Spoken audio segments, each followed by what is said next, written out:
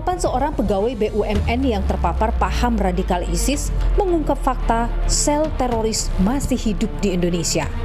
Tak lagi gunakan bom, senjata api jadi alat yang dipersiapkan untuk menebar teror.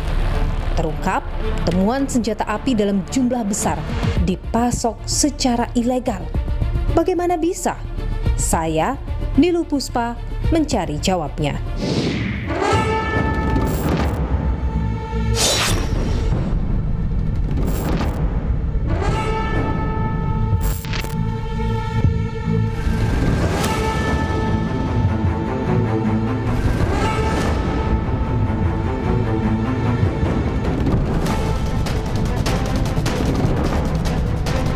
Salah satu tersangka ini adalah residivis yang juga menjual kepada tersangka teroris.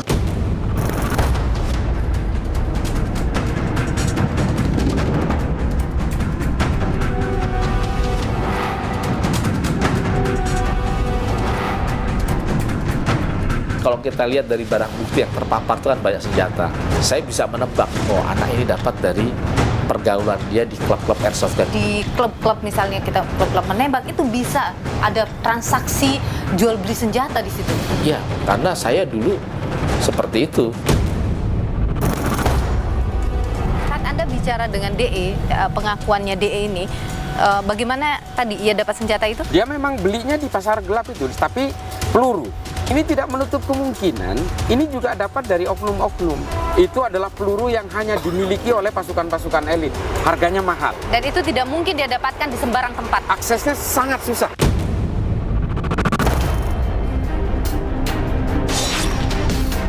Ya karena kalau untuk senjata api ini membuat tanpa modal, kita jual tinggi. Kalau organisasi teroris yang ada di Indonesia sekarang ini yang terpantau oleh Densus itu, mereka semua artinya rata-rata punya senjata api ya Pak? Boleh dibilang seperti itu. Kalau mereka tiba-tiba bergerak secara serempak, menggunakan senjata api yang jumlahnya banyak, gimana itu nanti Polri bisa mengantisipasi itu? Penggerebekan rumah DE, pegawai KAI tersangka teroris, membuka tabir sindikat penjualan senjata api ilegal. Dalam operasi tersebut, tim Detasemen Khusus 88 Anti Teror Polri menemukan belasan senjata api rakitan maupun pabrikan lengkap dengan amunisinya. Ditemukan pula jenis senjata replika, salah satunya airgun yang telah dimodifikasi menjadi senjata api penuh. Polisi menyebut DE berniat menyerang Makobrimob dan markas TNI. 3 minggu ke belakang di puncaknya bahwa yang bersangkutan terlihat girohnya semakin tinggi dengan menyebarkan ajakan atau himbauan untuk amaliyah atau untuk melakukan aksi terorisme. Kemudian memiliki rencana atau niatan untuk melakukan aksi kembali ke Makobrimob, juga terhadap beberapa markas tentara yang sudah dikenali. Dari hasil pemeriksaan, DE diketahui menjadi simpatisan atau pendukung dari ISIS sejak tahun 2014 sebelum menjadi pegawai BUMN 2 tahun kemudian. Saat ini polisi masih terus menelusuri penjual atau pemasok senjata bagi DE. Berdasarkan pengakuan DE, senjata-senjata tersebut ia dapatkan dari seorang residivis kasus jual beli senjata ilegal. Selain itu, DE juga mendapat senjata rakitan dari seorang perakit senjata ilegal. Perakit tersebut menjual senjata hasil rakitannya secara online yang kemudian dibeli oleh DE. Kasus ini juga menyeret 3 oknum polisi yang diduga terlibat dalam penjualan senjata ilegal. Namun, ketiganya disebut Polri tidak terkait jaringan terorisme. Praktik perdagangan senjata ilegal nyatanya menjadi celah bagi pelaku kejahatan untuk mendapatkan senjata api secara mudah. Hal ini tentu mengancam keamanan masyarakat. Terlebih dalam beberapa bulan ke depan akan ada perhelatan besar pemilu 2024. Badan Nasional Penanggulangan Terorisme mencatat sepanjang tahun 2018 hingga tahun 2022 terjadi 49 kali serangan teror di Indonesia.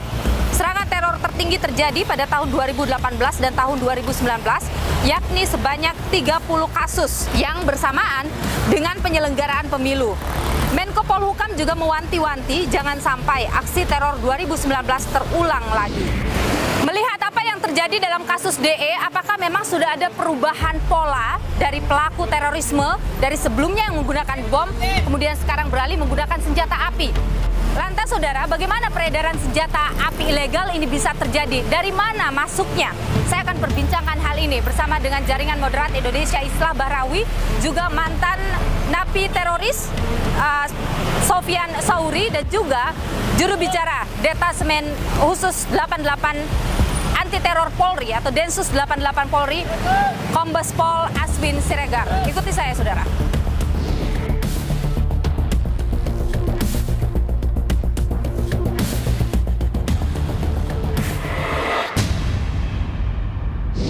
Tim Densus 88 Anti Teror berhasil menggagalkan tersangka teroris DE yang tengah bersiap untuk melakukan aksi teror. Dan dari penangkapan DE menguak sejumlah fakta-fakta lain, salah satunya terkait dengan adanya penjualan senjata api ilegal. Sampai di mana fakta-fakta baru ditemukan oleh Polri, dan bagaimana juga aksi teror yang dilakukan oleh DE ini. Kita perbincangkan hal ini bersama saya sudah hadir juru bicara Detasemen Khusus Anti Teror Densus 88 Polri, Kombes Pol Aswin Siregar. Pak Aswin, terima kasih sudah bersama Niluh. Sehat selalu Pak Aswin. Ya, terima kasih Mbak Niluh. Ya, jadi Pak Aswin, untuk tersangka DE ini sudah berapa lama dipantau oleh Densus? Sudah cukup lama ya, lebih dari setahun lah. DE ini dari selama pantauan oleh Densus itu memang diketahui bergerak sendiri atau terorganisir begitu? Ada jaringannya? Yang bersangkutan sampai dengan saat kemarin ditangkap itu terpantau memang melakukan aktivitasnya sendiri. Ya. Yang menyuplai senjata api ke DE ini Pak, itu memiliki paham radikal juga? Nah, ini masih dalam penyelidikan kita ya, tapi sampai sejauh ini kita yakini atau kita anggap belum memiliki paham radikal. Mereka-mereka itu hanya terlibat dalam perdagangan senjata api ilegal, dan ini bukan ranahnya kami untuk membahas atau mengungkap bagaimana itu ya. Tapi yang berkaitan dengan DE, mereka sejauh ini begitu Pak, tidak bisa dijerat dengan undang-undang terorisme misalnya. Nanti kita akan diskusikan ya antara penyidik Densus dengan penyidik Ditkrimum Polda Metro Jaya, tapi dengan sampai saat ini itu memang penyidikannya masih dilakukan oleh Ditkrimum Polda Metro Jaya. Untuk penggunaan senjata api untuk kegiatan terorisme ini hal yang baru atau hal yang memang sudah lama juga dipantau oleh Densus, Pak? Sebetulnya sudah lama ya, hampir semua penangkapan kita 5 tahun terakhir ya, selalu ada keterkaitan antara bahan peledak, bom, dengan senjata api. Tapi memang kalau aksi terorisme memang dalam 5 tahun terakhir hampir semuanya menggunakan bom. Ya, jadi ini metodologi baru bagi teroris atau bagaimana menggunakan senjata api? Tidak bisa dibilang metode baru sebetulnya ya, karena meskipun mereka menggunakan bahan peledak atau bom, tapi dalam catatan atau dalam data kita selalu ada penemuan senjata api dari kelompok-kelompok itu, gitu ya. Hanya memang mungkin serangan dalam bentuk senjata api yang dimaksud Mbak Niluh ini memang belum pernah mereka lakukan, kecuali yang terjadi pada saat mereka melakukan pemberontakan atau perlawanan di Rutan Makobrimob pada waktu itu ya, 2018 ya. Dan DE ini merakit sendiri ya Pak ya senjatanya itu? Enggak. Dia memesan jenis ataupun upgradean itu kepada pabrik atau kepada bengkel yang dipesan oleh dia. Oke, dia itu hanya menjual, menyimpan. Kalau organisasi teroris yang ada di Indonesia sekarang ini yang terpantau oleh Densus itu, mereka semua artinya rata-rata punya senjata api ya Pak? Boleh dibilang seperti itu. Kalau semua organisasi teror itu atau semua organisasi teroris itu Pak punya senjata api, kalau mereka tiba-tiba bergerak secara serempak menggunakan senjata api yang jumlahnya banyak, gimana itu nanti Polri bisa mengantisipasi itu? Ancaman teror itu bersifat dinamis. Misalnya kita bilang, saya bisa mendapatkan kesimpulan atau keyakinan dari analisis intelijen yang dilakukan oleh petugas Densus yang setiap hari memantau aktivitas kelompok teror ataupun target teror tersebut. bahwa sampai dengan saat ini tidak ada perubahan eskalasi. Oke. Bukan tidak ada ancaman. Misalnya kalau kita ibaratkan seperti grafik, misalnya meningkat ketika si DE ini melakukan peningkatan eskalasi penyebaran baiat baru, itu kita langsung bisa monitor tuh. Ketika ada peningkatan eskalasi ancaman, maka di situ langkah pertama di tingkat pencegahan Densus itu akan masuk melakukan preemptive strike gitu. Oke, ini kan ada juga catatan BNPT Pak yang menyebut kalau kita lihat data BNPT 2018 sampai 2022 itu kan serangan teror itu banyak terjadi jelang pemilu gitu. Nah, apakah ini juga bagian dari itu Pak? Tidak. Aksi dia tidak merupakan bagian dari serangan pemilu sejauh ini ya. Jadi penyelidikan dan penyidikan terhadap DE ini kan masih berjalan secara intensif. Boleh dibilang tahap ini baru masih di tahap awal di mana yang bersangkutan masih sangat sedikit bicara, sangat sedikit memberikan keterangan. Tingkat kooperatifnya masih belum nih. Proses deradikalisasi, proses engagement petugas kita dengan para tersangka ataupun para narapidana yang sudah ditangkap ini akan terus berjalan. Kalau dari pantauan Densus sejauh ini, adakah arah misalnya ada oknum-oknum atau ada kegiatan-kegiatan yang bersifat terorisme yang kemudian mengarah ingin mengganggu kelancaran pemilu? Sampai dengan saat ini, eskalasi ancaman yang mengarah kepada gangguan pemilu itu belum kita temukan. Kita optimis bahwa kondisi keamanan akan kondusif dari sekarang sampai dengan pelaksanaan pemilu yang akan datang. Terima kasih Pak Kombes Pol Aswin Siregar, juru bicara Densus 88 Polri, sudah berbagi pandangan di Nilu. Sehat selalu Pak Aswin. Sama-sama Mbak, terima kasih banyak ya. Karena peluru yang dimiliki oleh DE ini juga yang luar biasa katanya. Luar biasa, itu adalah peluru yang hanya dimiliki oleh pasukan-pasukan elit. Dan dia bisa punya. Harganya mahal. Dan itu tidak mungkin dia dapatkan di sembarang tempat.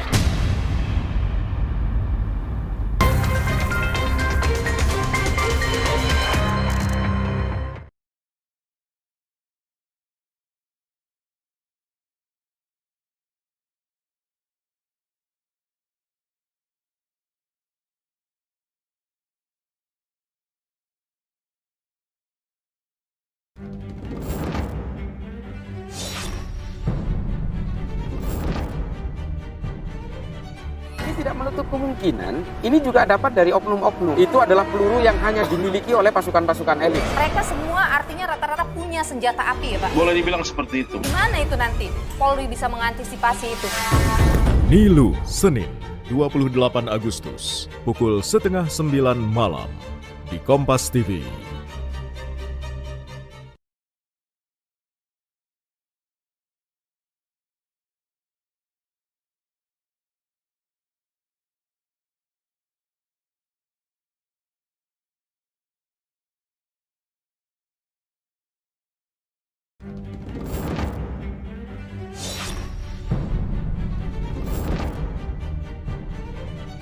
Tidak menutup kemungkinan ini juga dapat dari oknum-oknum. Itu adalah peluru yang hanya dimiliki oleh pasukan-pasukan elit. Mereka semua artinya rata-rata punya senjata api ya Pak? Boleh dibilang seperti itu. Gimana itu nanti Polri bisa mengantisipasi itu?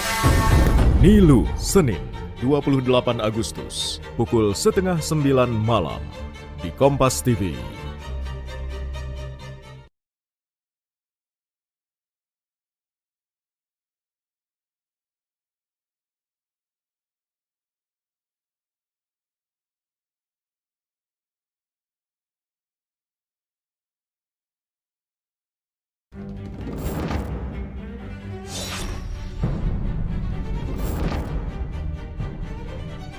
Tidak menutup kemungkinan ini juga dapat dari oknum-oknum. Itu adalah peluru yang hanya dimiliki oleh pasukan-pasukan elit. Mereka semua artinya rata-rata punya senjata api ya Pak? Boleh dibilang seperti itu. Gimana itu nanti Polri bisa mengantisipasi itu?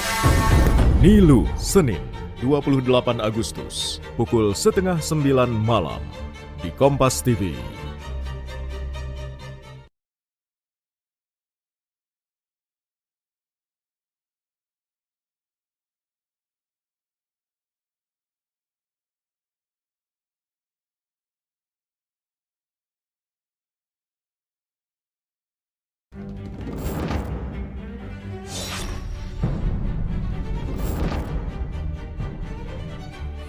menutup kemungkinan ini juga dapat dari oknum-oknum. Itu adalah peluru yang hanya dimiliki oleh pasukan-pasukan elit. Mereka semua artinya rata-rata punya senjata api ya Pak? Boleh dibilang seperti itu. Gimana itu nanti Polri bisa mengantisipasi itu? Nilu, Senin, 28 Agustus, pukul 8:30 malam, di Kompas TV.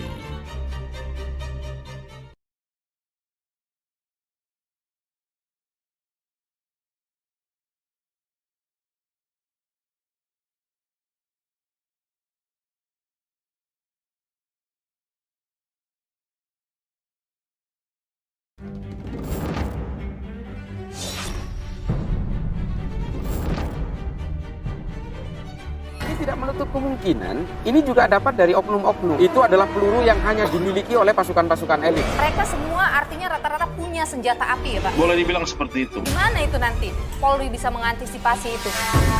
Nilu, Senin, 28 Agustus, pukul 8:30 malam, di Kompas TV.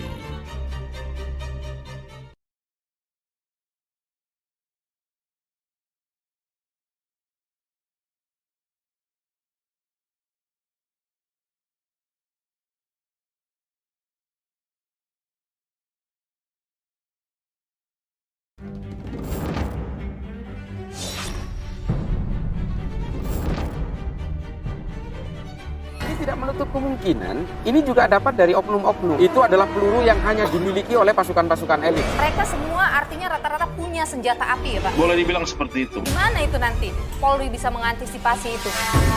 Nilu, Senin, 28 Agustus, pukul 8:30 malam, di Kompas TV.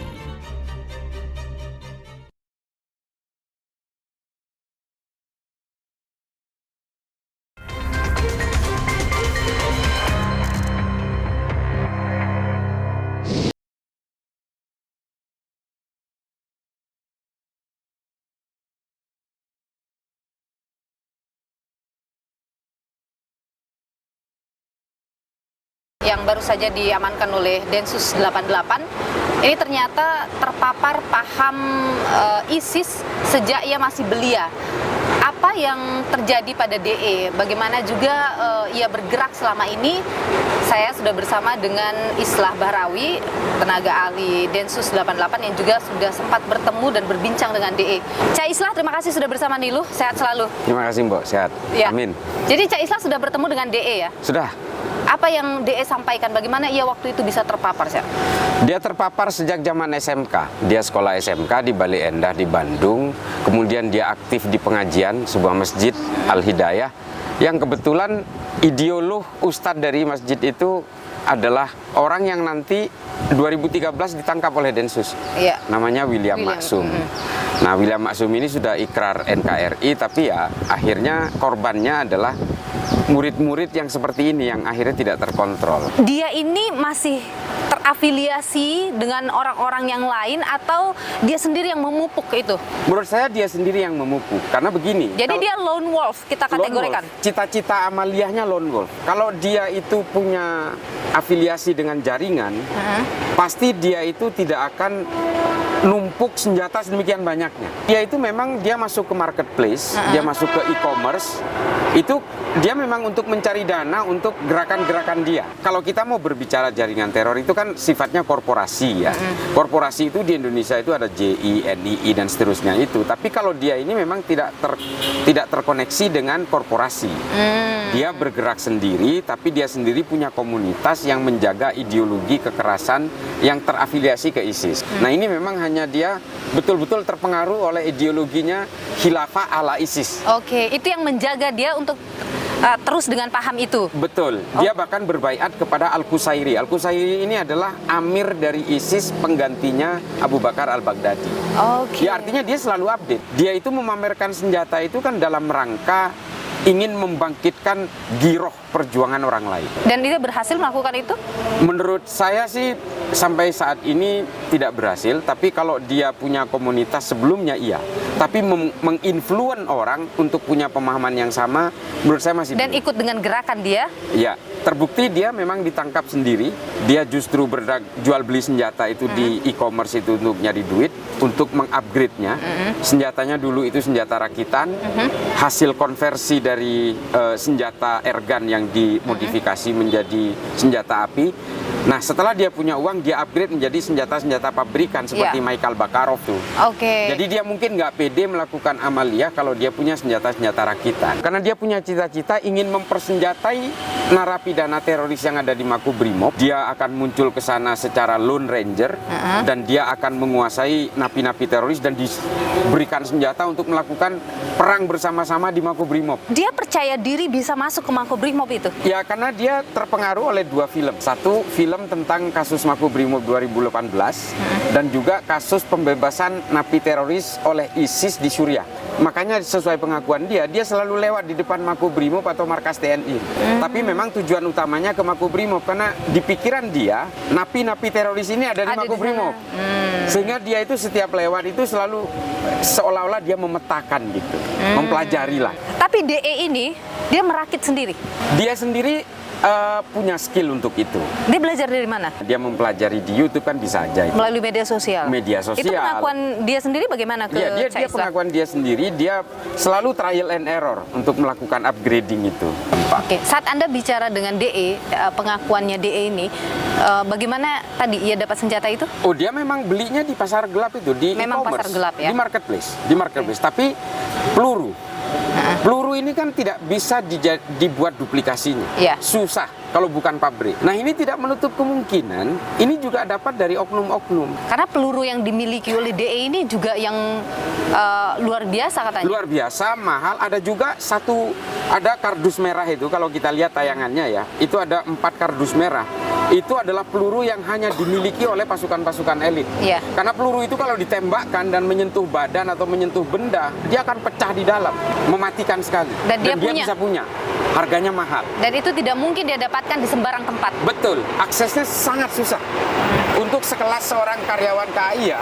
Jadi analisa Anda apa sampai dia mendapatkan? Ya, ada oknum yang terlibat, yang menjual peluru itu. Tapi apesnya dia mungkin nggak tahu bahwa DE ini adalah terkait dengan ideologi teror.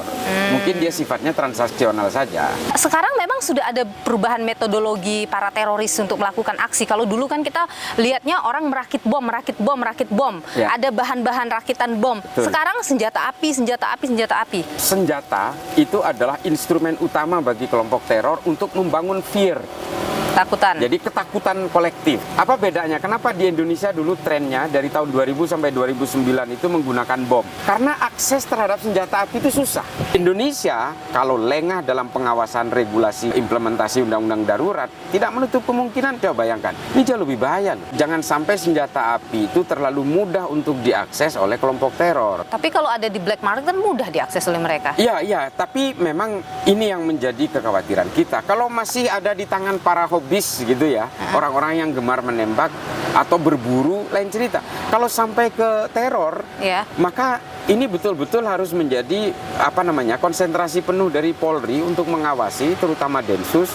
Makanya saya betul-betul bahkan anggota Polri menjadi penjual senjata ilegal. Iya, dia terlibat, tapi meskipun dia tidak berkaitan dengan tapi siapa yang tahu? Betul. Nah, hal-hal seperti ini yang betul-betul harus menjadi kekhawatiran kita bersama. Jangan sampai Polri dan TNI melindungi penjahat-penjahat seperti ini, tangkap, pecat. Jadi dan itu harusnya bisa ya dideteksi. Seharusnya bisa, apalagi polisi-polisi dan tentara ini kan semuanya profilingnya jelas, kesatuannya jelas, senjata yang dimiliki apa secara organik. Ada regulasi yang harus melaporkan balik ke kesatuan, berapa peluru yang dia punya. Jadi mustahil untuk tidak terdeteksi. Mustahil untuk tidak terdeteksi, ini tinggal goodwill-nya aja. Apakah ini juga berkaitan dengan mengacaukan pemilu 2024? Ya, kalau dari pengakuan DE, dia akan menyerang Makobrimob itu targetnya memang sebelum pemilu, karena dia mengharamkan demokrasi. Karena demokrasi ini adalah simbol togut yang dibuat aturannya oleh manusia. Dia ingin menebarkan ketakutan kepada masyarakat supaya masyarakat itu tidak keluar rumah ketika terjadi hari hanya pemilu. Sehingga orang itu ada ketakutan kolektif dan akhirnya orang itu resisten terhadap demokrasi. Itu dalam tujuan idealnya dia. Gitu pengakuannya dia yang disampaikan ke Anda langsung ya? Iya. Baik, Islah Bahrawi, Cak Islah, tenaga ahli Densus 88 juga adalah jaringan moderat Indonesia. Terima kasih sudah berbagi pandangan di Nilu, Cak Islah. Sehat selalu, Cak. Terima kasih. Intinya kalau saya masih membuat senjata api legal, kehidupan saya, ekonomi saya nggak akan merasa kesulitan seperti saya.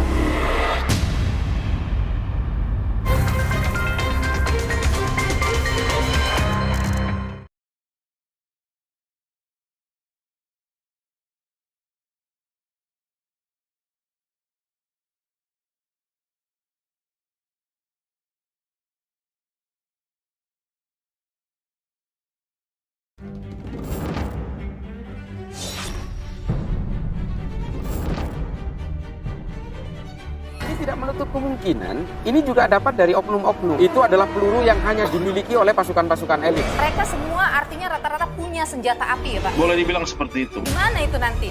Polri bisa mengantisipasi itu? Nilu, Senin, 28 Agustus, pukul 8:30 malam, di Kompas TV.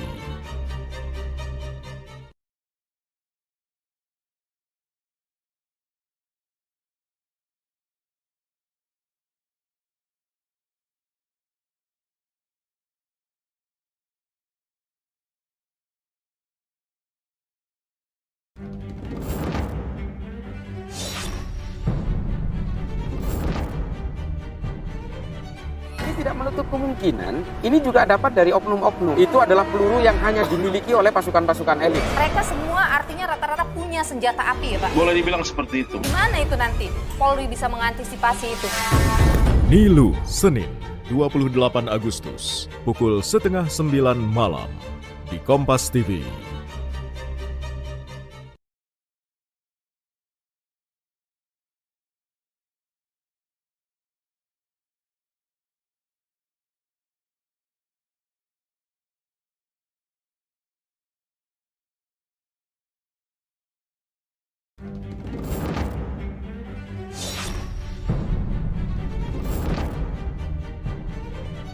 Ini tidak menutup kemungkinan ini juga dapat dari oknum-oknum. Itu adalah peluru yang hanya dimiliki oleh pasukan-pasukan elit. Mereka semua artinya rata-rata punya senjata api ya Pak? Boleh dibilang seperti itu. Gimana itu nanti? Polri bisa mengantisipasi itu? Nilu, Senin, 28 Agustus, pukul 8:30 malam, di Kompas TV.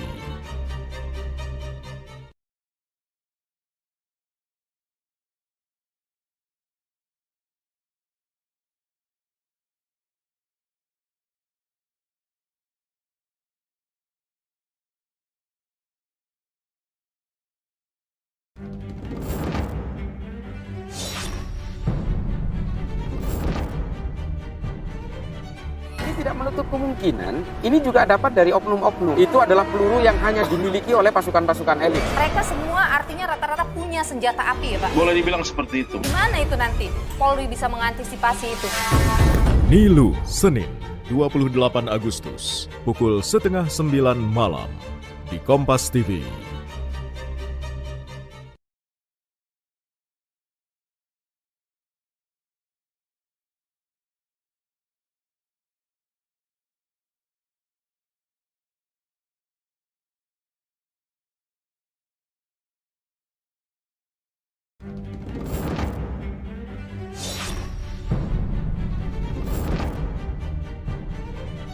Ini tidak menutup kemungkinan ini juga dapat dari oknum-oknum. Itu adalah peluru yang hanya dimiliki oleh pasukan-pasukan elit. Mereka semua artinya rata-rata punya senjata api ya Pak? Boleh dibilang seperti itu. Gimana itu nanti? Polri bisa mengantisipasi itu?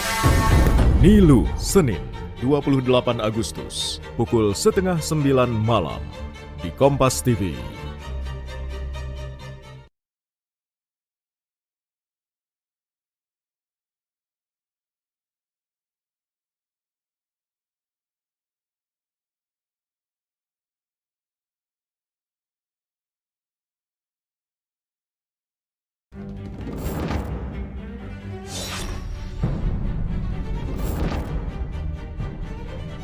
Ini tidak menutup kemungkinan ini juga dapat dari oknum-oknum. Itu adalah peluru yang hanya dimiliki oleh pasukan-pasukan elit. Mereka semua artinya rata-rata punya senjata api ya Pak? Boleh dibilang seperti itu. Gimana itu nanti? Polri bisa mengantisipasi itu? Nilu, Senin, 28 Agustus, pukul 8:30 malam, di Kompas TV.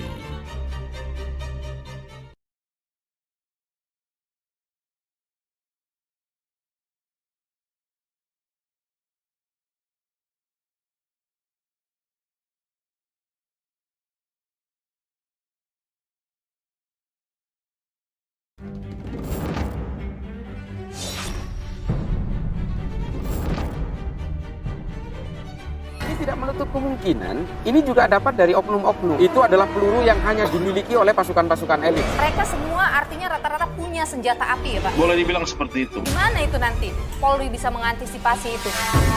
Nilu, Senin, 28 Agustus, pukul 8:30 malam, di Kompas TV.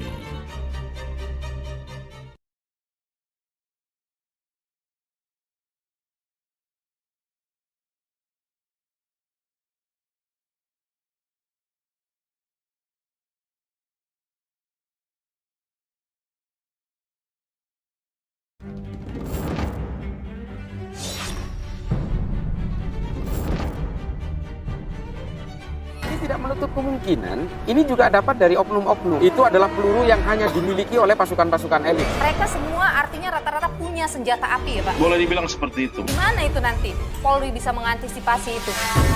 Nilu, Senin, 28 Agustus, pukul 8:30 malam, di Kompas TV.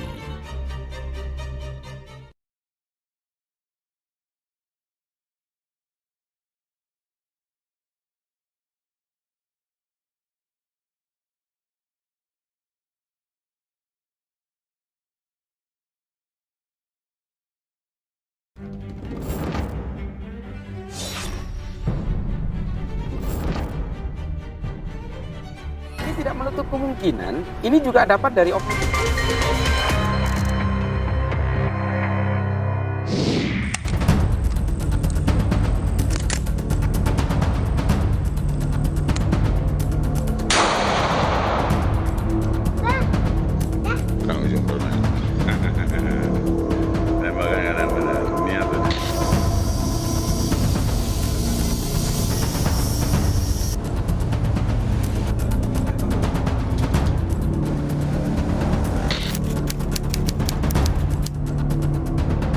Sebenarnya kalau tanya dari mana, saya juga nggak tahu jawabnya. Karena saya hanya inspirasi saya sendiri, ya otodidak lah. Kesulitannya itu dari ya awal kita belajarnya. Jadi kalau senjata itu harus perlu center, ya as titik asnya itu memang harus tepat betul. Karena kalau nggak tepat, ya nggak akan jadi. Kalau prosesnya tetap nggak lama, kan tinggal nyetel aja. Nggak ada modal. Kadang-kadang kita besi rosok yang kecil-kecil kan itu udah nggak kepakai, kita ambil bisa kita jadi. Ya modalnya cuma alat itu kayak matampor. Kan itu macam-macam, ada yang manual, ada yang semi, ada yang otomatis. Pada waktu itu yang manual bisa 3.000, yang semi bisa 4.000, yang otomatis juga bisa 6.000. Itulah yang membuat saya tergiur. Orang yang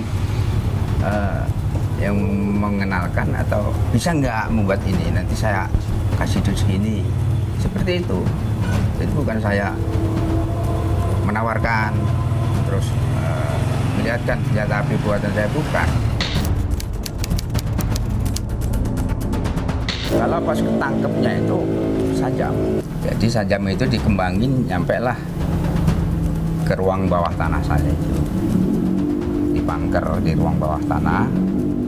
Disitulah baru ketemu senjata apinya.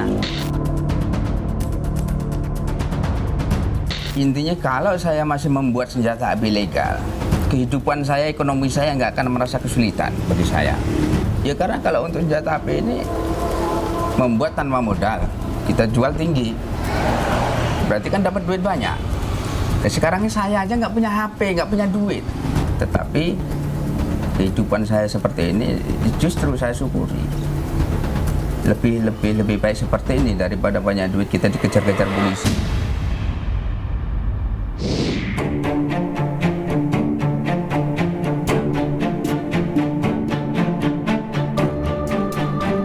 Saudara, saya sudah berada di Pasar Kebayoran Lama. Saya akan bertemu dengan salah satu pedagang senapan angin di sini. Apa yang ia ketahui tentang adanya orang-orang yang melakukan atau merakit senjata api secara ilegal. Apakah kemudian ia pernah menemukan hal serupa atau pernah ditawari atau diminta, dan bagaimana juga ia bisa berjualan senapan angin ini? Kita coba ketemu di sini. Pak Haris, benar ya? Ya, Pak. Nilu, Pak, dari Kompas TV. Oh iya, terima kasih. Jadi Pak Haris ini yang punya berdagang senapan angin ya Pak? Senapan angin, ya, ini betul. Dia, senapan anginnya semua ya? Iya. Ini buatan mana nih Pak, senapan angin ini? Ada yang dari Bandung, ada yang dari Surabaya. Berapa tuh rata-rata harganya Pak? Kalau yang model gini harganya 3 juta. 3 juta? Iya. Kalau yang itu? Kalau yang nguklik itu ada yang 8,5, ya bervariasi harganya. Masih ada di bawah 1 juta ya? Ada, yang 8,5 ada, 6,5 ada. Senapan angin angin itu memang bentuknya begini aja semua ya, Pak ya? Begini ya bentuknya. Ada yang lebih kecil juga? Ada yang pendek gitu, itu buat jarak pendek. Oh, ini jarak pendek. Ini buat jarak jauh. Jadi tidak ada yang lebih lagi dari Nggak ini? boleh dilarang, kalau berkecil lagi kita nggak berani jual. Masalah standarnya segini, Oh. paling kecil. Kalau yang sudah lebih kecil dari ini itu sudah ilegal? Udah ilegal, udah udah dilarang gitu, udah mendekati door gitu. Jadi kita nggak berani jual. Udah berapa lama Bapak jualan ini? Ya dari tahun 2003. Bapak harus ngurus izin nggak Pak, kepolisian atau apa begitu? Iya, koordinasi gitu. Dari Polsek, dari Polres sudah ada ini. Ada dikasih surat izin atau gimana? Enggak, cuma dikasih supaya kamu harus ngikuti aturan gitu. Oke, nah aturannya tuh kayak gimana tuh Pak? Ya jangan jual yang barang haram, yang dilarang gitu. Yang Apa aja disebutin nggak dikasih tahu? Kalibernya Standarnya 4,5. Oke, maksimal 4,5. 4,5 standar, Pak. Standar. Tidak boleh yang kaliber 5. nggak boleh. Masalah Tapi pernah tidak Pak ada yang mungkin yang datang atau minta seperti itu? tolak masalah. Tapi ada aja ya? Ada, cuma kita tolak. Dia pesan pelurunya aja, yang 5,5 ya saya tolak. Oke. Mau dia ngasih berapa ya saya tolak. Di sini servis juga? Nyerpit. Tapi khusus untuk ukuran 4,5 Yang ini standar ya. Dan pernah ada juga yang datang mau servis yang ukuran yang kaliber 5 gitu? Ditolak. Tolak. Tapi pernah ada datang ya? Ya ada 1-2 pernah ada gitu. Tapi jarang. Cuman kita tolak gitu. Boleh lihat nggak Pak pelurunya seperti apa? Ya ini. Dulunya Ini 4,5 ya? 4,5. Ini 5 ya? Ini bisa bikin luka orang ini? Ya meluka. Ya bisa. Gotri namanya. Gotri. Putri. Oke. Itu bisa luka, bisa nembus? Kalau kencang bisa. Oh. Jangan Jangan sampai meluka. kencang. Ini biasanya untuk apa aja nih senjata seperti ini? Ya buat Orang biasa makin tikus.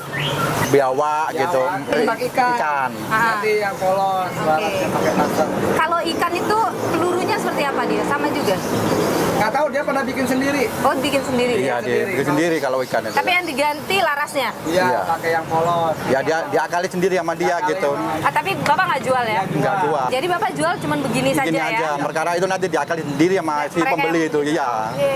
Kalau misalnya ada yang beli senjata, saya mau beli nih misalnya, Bapak periksa nggak peruntukannya atau orang ini siapa dan sebagainya? Nggak ya? Nggak ada Nggak ada. aturan seperti Nggak- itu? nggak ada. Jadi siapa aja boleh? Ya kalau misalkan ada orang agak mabuk ya kita larang. Kalau orang preman mau beli ini ya kita persulit. Masalah apa? Pasti takut disalahgunakan gitu. Tapi kalau kita bilang senjata rakitan atau yang senapan angin seperti ini, bisa nggak sih dibedakan secara kasat mata gitu Pak? Dari ini ujung larasnya ini ketahuan. Gede.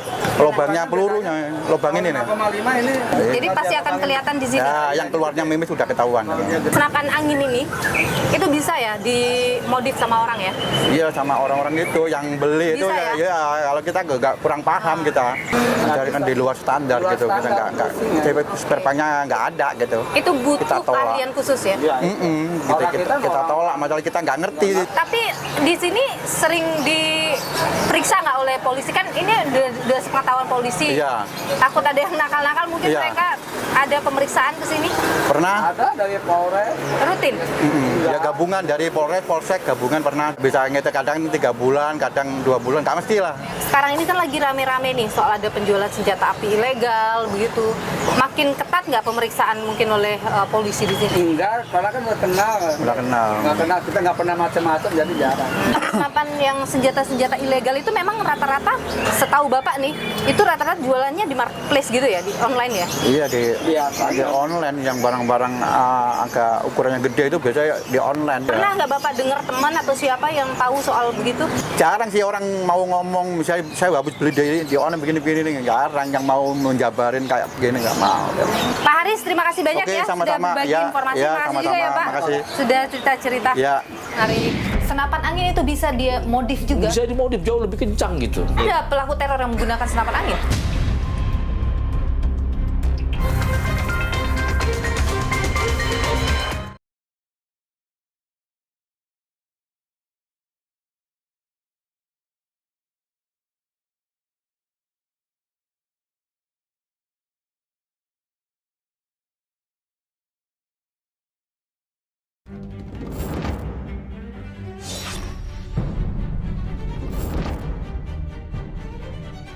Tidak menutup kemungkinan, ini juga dapat dari oknum-oknum. Itu adalah peluru yang hanya dimiliki oleh pasukan-pasukan elit. Mereka semua artinya rata-rata punya senjata api ya Pak? Boleh dibilang seperti itu. Gimana itu nanti? Polri bisa mengantisipasi itu? Nilu, Senin, 28 Agustus, pukul 8:30 malam, di Kompas TV.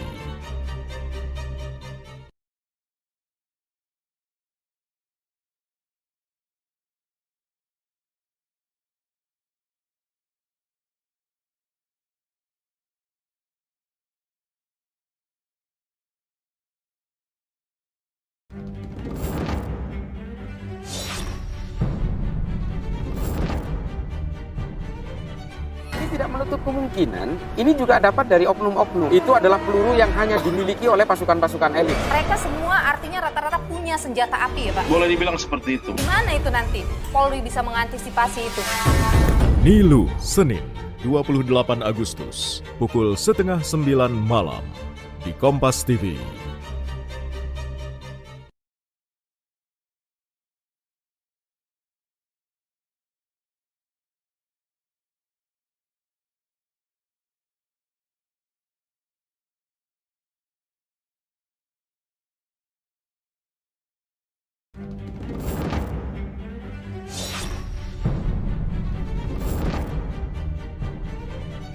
Tidak menutup kemungkinan, ini juga dapat dari oknum-oknum. Itu adalah peluru yang hanya dimiliki oleh pasukan-pasukan elit. Mereka semua artinya rata-rata punya senjata api ya Pak? Boleh dibilang seperti itu. Gimana itu nanti?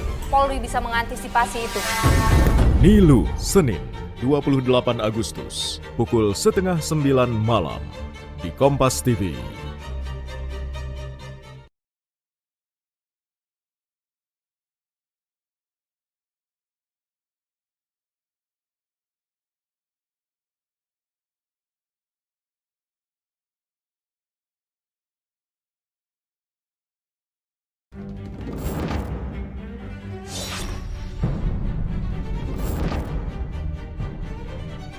Tidak menutup kemungkinan, ini juga dapat dari oknum-oknum. Itu adalah peluru yang hanya dimiliki oleh pasukan-pasukan elit. Mereka semua artinya rata-rata punya senjata api ya Pak? Boleh dibilang seperti itu. Gimana itu nanti? Polri bisa mengantisipasi itu?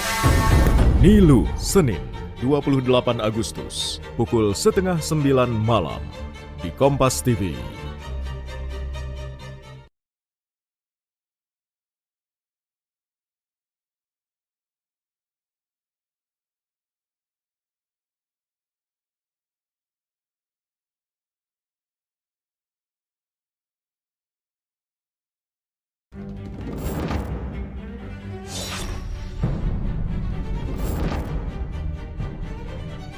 Tidak menutup kemungkinan, ini juga dapat dari oknum-oknum. Itu adalah peluru yang hanya dimiliki oleh pasukan-pasukan elit. Mereka semua artinya rata-rata punya senjata api ya Pak? Boleh dibilang seperti itu. Gimana itu nanti? Polri bisa mengantisipasi itu? Nilu, Senin, 28 Agustus, pukul 8:30 malam, di Kompas TV.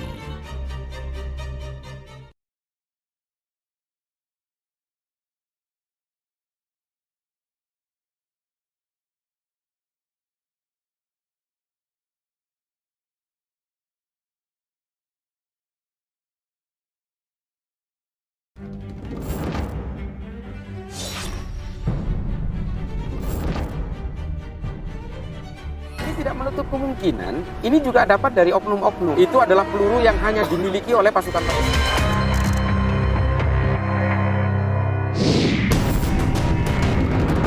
Banyak sekarang beredar senjata air gun dimodifikasi. Ini yang sangat berbahaya. Siapa saja bisa menjadi pelaku kejahatan ya. Pengawasan seharusnya diperketat.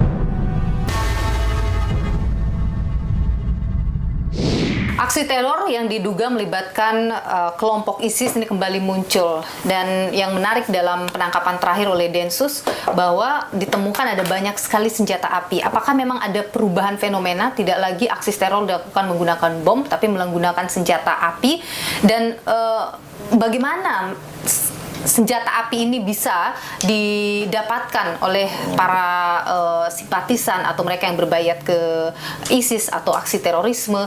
Kita perbincangkan hal ini bersama saya sudah hadir mantan narapidana kasus terorisme yang juga adalah seorang mantan anggota Polri. Ada Pak Sofyan Sauri. Pak Sofyan, terima kasih sudah bersama Niluh. Sehat selalu Pak Sofyan. Alhamdulillah sehat.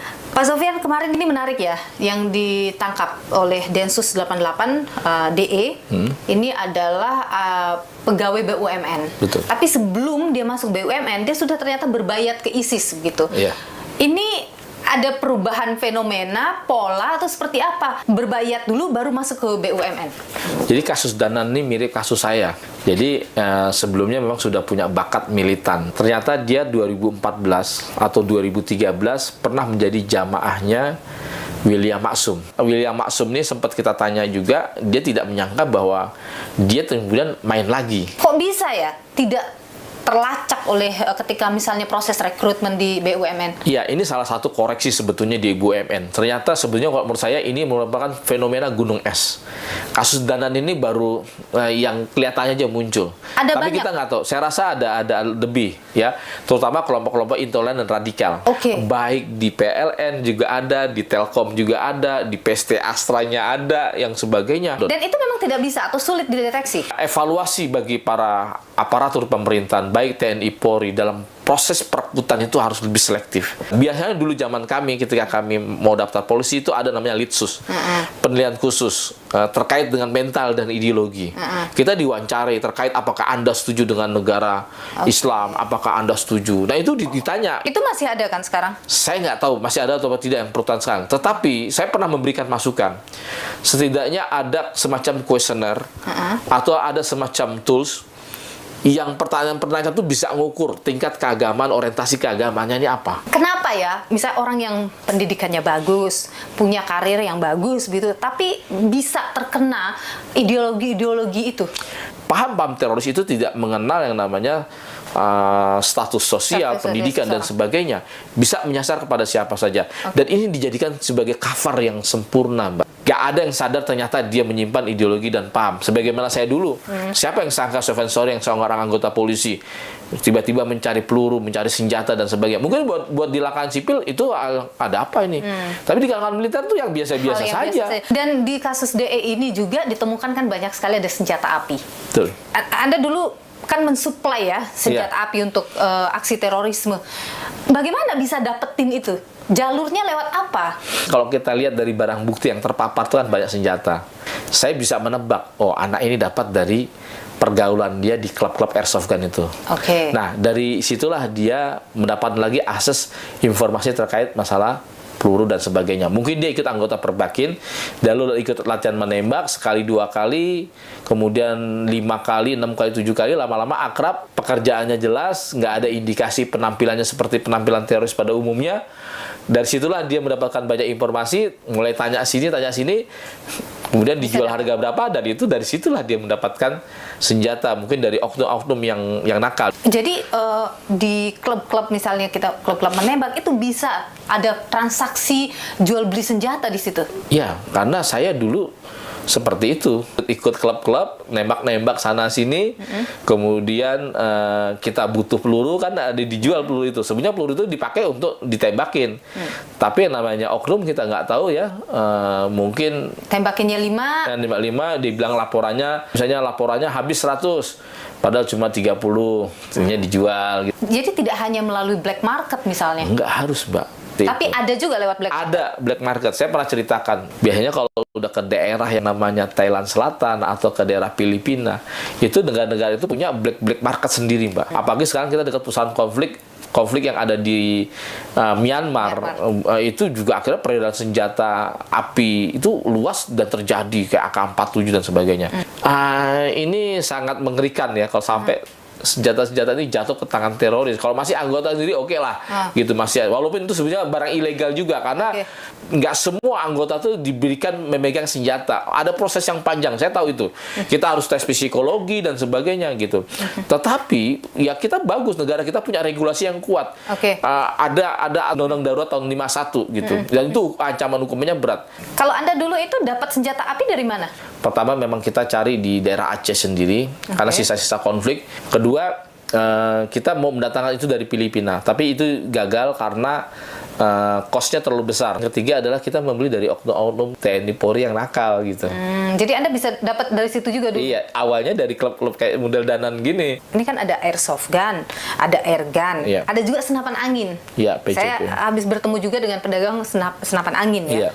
Ketiga-tiganya ini berbahaya untuk kemudian bisa disalahgunakan? Sebetulnya airsoft gun itu punya kecepatan yang terbatas ya. Walaupun demikian, airsoft gun juga bisa disalahgunakan ketika misalnya cat kuningnya itu dihilangkan, kemudian ditodongkan ke orang. Itu kan karena skalanya 1:1 dengan yang asli, orang jadi terteror dong, takutan gitu. Lalu kedua ada namanya air gun. Air gun ini menggunakan gas CO2.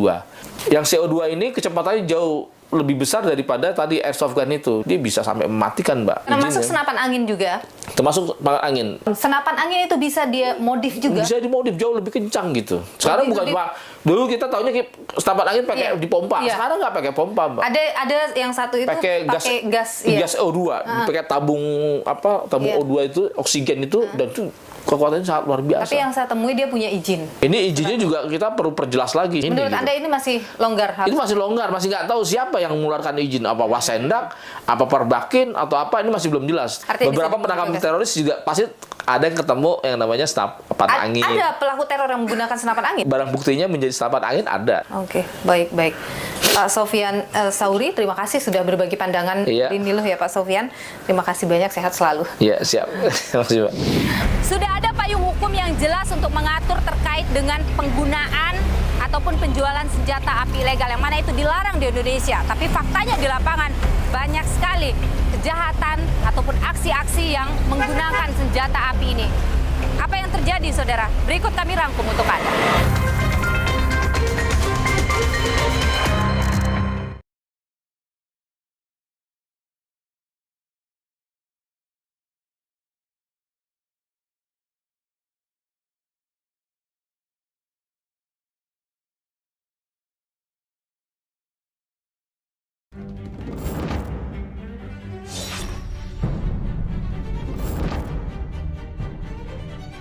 Tidak menutup kemungkinan, ini juga dapat dari oknum-oknum. Itu adalah peluru yang hanya dimiliki oleh pasukan-pasukan elit. Mereka semua artinya rata-rata punya senjata api ya Pak? Boleh dibilang seperti itu. Gimana itu nanti? Polri bisa mengantisipasi itu?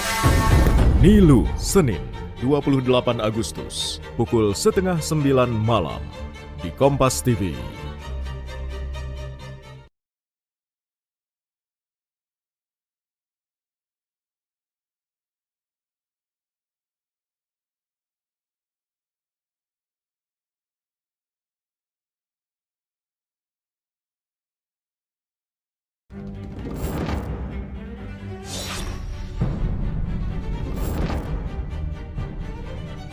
Tidak menutup kemungkinan, ini juga dapat dari oknum-oknum. Itu adalah peluru yang hanya dimiliki oleh pasukan-pasukan elit. Mereka semua artinya rata-rata punya senjata api ya Pak? Boleh dibilang seperti itu. Gimana itu nanti?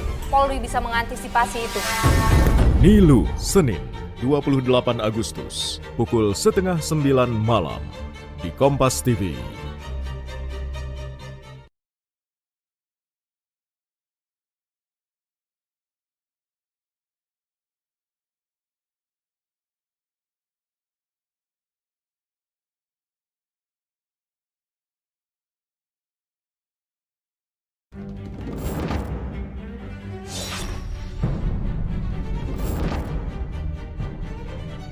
Tidak menutup kemungkinan, ini juga dapat dari oknum-oknum. Itu adalah peluru yang hanya dimiliki oleh pasukan-pasukan elit. Mereka semua artinya rata-rata punya senjata api ya Pak? Boleh dibilang seperti itu. Gimana itu nanti? Polri bisa mengantisipasi itu? Nilu, Senin, 28 Agustus, pukul 8:30 malam, di Kompas TV.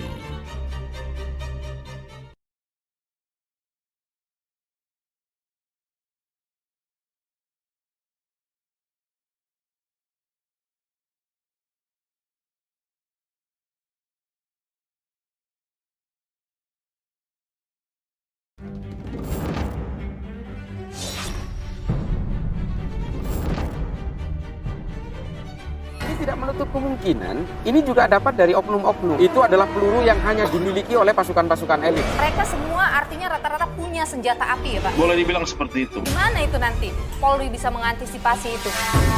Nilu, Senin, 28 Agustus, pukul 8:30 malam, di Kompas TV.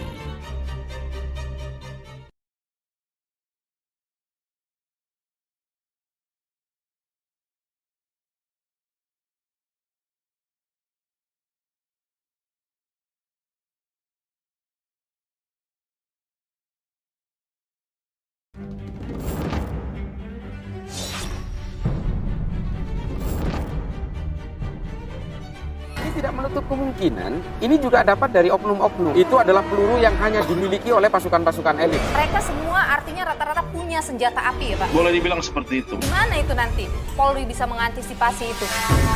Nilu, Senin, 28 Agustus, pukul 8:30 malam, di Kompas TV.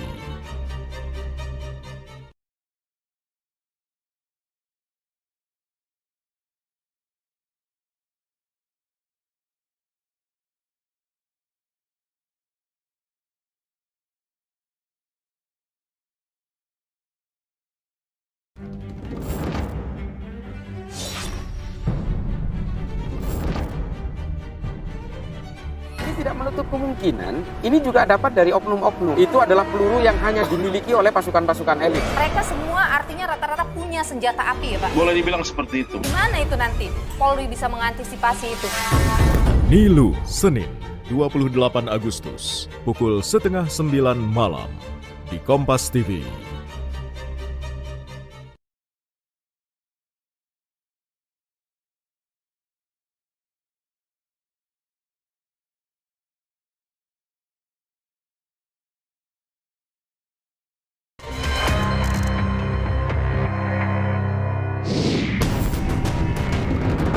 Banyak sekarang beredar senjata air gun dimodifikasi. Ini yang sangat berbahaya. Siapa saja bisa menjadi pelaku kejahatan ya. Pengawasan seharusnya diperketat.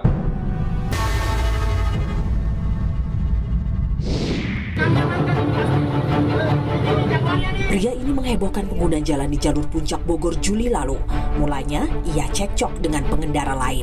Di tengah keributan, pria berinisial ID ini mengeluarkan senjata dan menembakkannya ke atas. Aksi ini lantas viral di media sosial. Senjata yang ia gunakan ternyata airsoft gun. Ia pun akhirnya berurusan dengan polisi.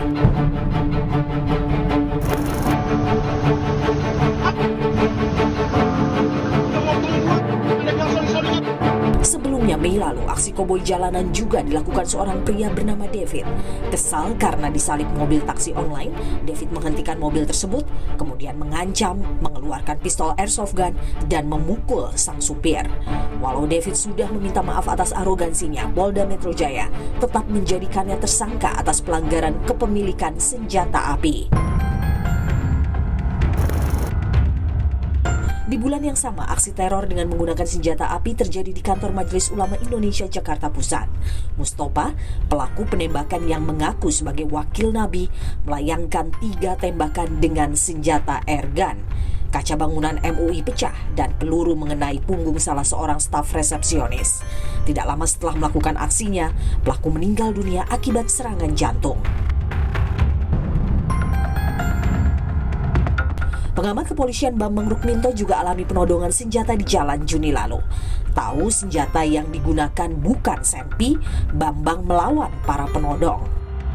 Tiba-tiba saya dari belakang dipotong 2 sepeda motor, 4 orang ya berboncengan. Yang belakang turun, yang di depan menodongkan pistol ke depan ke muka saya, terus kemudian yang belakang juga menodongkan pistol pinggang sebelah kiri saya. Saya kaget sambil mereka teriak, keluarkan HP-mu gitu. Saya lihat pistol yang di depan bentuknya revolver, terus kemudian saya lihat sepintas ini sepertinya airsoft gun. Dari situ maka muncul keberanian saya untuk menarik pistol itu dan kemudian memukulkan pada orang itu. Ternyata setelah saya otak-atik, ternyata bukan airsoft gun malahan, tapi korek api. negara sejatinya telah memiliki payung hukum yang jelas terkait kepemilikan senjata api. Pelanggaran atas kepemilikan senjata api berakibat hukuman penjara. Namun meski dilarang, masyarakat sipil tertentu dibolehkan memilikinya.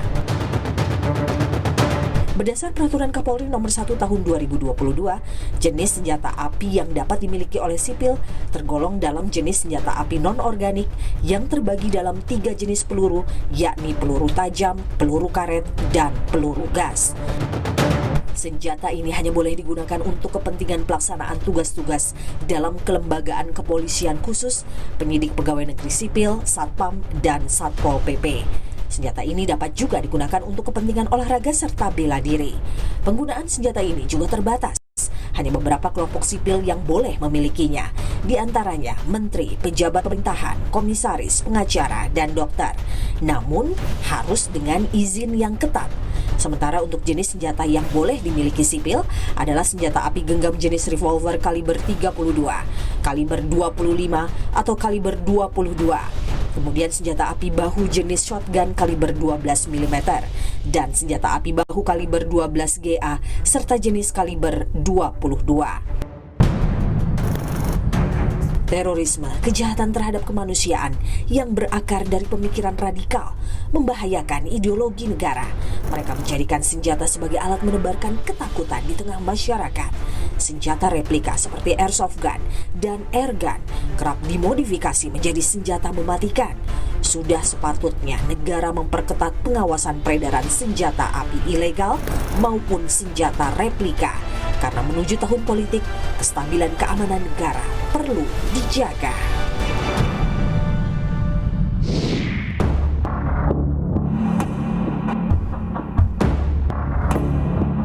Kepemilikan senjata api oleh sipil jelas tak bisa sembarangan. Keterampilan mumpuni hingga kondisi psikologis yang baik menjadi syarat mutlak untuk bisa miliki senjata api. Maka, pengawasan harus lebih diperketat. Pelanggaran penyalahgunaan harus ditindak tegas karena keamanan dan stabilitas negara taruhannya. Ikuti terus informasi perkembangan pemilu hanya di Kompas TV, independen, terpercaya. Saya Niluh Puspa, sampai jumpa.